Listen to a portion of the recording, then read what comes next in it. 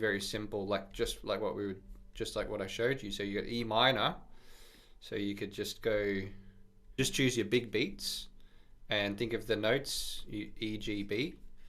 I've just randomly chosen B to start on. E, G, E, if you want to do that. And then B7, so then you've got the notes B, D sharp, F sharp, A. This is where it's helpful to know the chord notes really fluently. D sharp, for example. So I'm just creating a very basic melodic shape based on the chord tones, and I can start to map out a bass line. So just E in the bass, B in the bass there. Could go F sharp. Maybe we could drop it. This one kind of went up and down. Maybe I can go down a bit more, back to D sharp, back to B.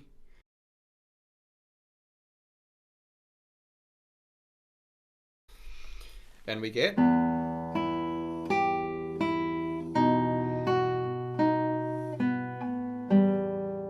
as an outline, and then you could start to fill it in. What, you know, B to E. What do you want to try? If you want to What be about D sharp? risky, yeah, so we'll go to D sharp. Okay, cool.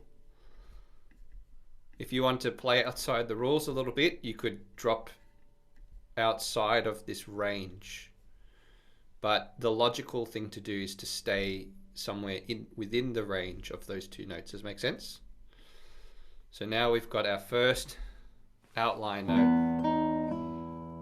Okay, the next one I think is fairly self-explanatory. What note we would be, just if we had to go on autopilot, what would the note be to fill in that motion? An F. Yeah, an F. And then again, if we were just on autopilot, F, no? F again. Yeah, to fill in the motion. And then we could stop it there if we wanted to. We could stop it anywhere else. So we went from, and now that. So if we had to add a note, I'm trying to show you. It's like it's almost a game here. I'm just saying, if you had to add a note, what do you want to try? Just try one and see what happens. E. E. I like E. I was thinking E as well. Okay, so we can add an E. And then in between this one and that one? G. G? Alright. So now we get...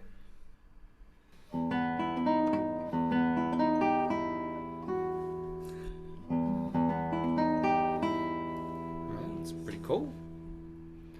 Interesting intervals. I was going to suggest another G.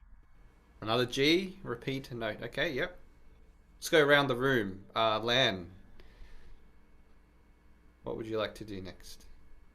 Make it a triplet like it is, yeah? Okay, Tom's had a go. Make it a triplet. Okay, Lan, do you want to do anything with this one? D. Go to D. Okay. Let's try it. D. All right.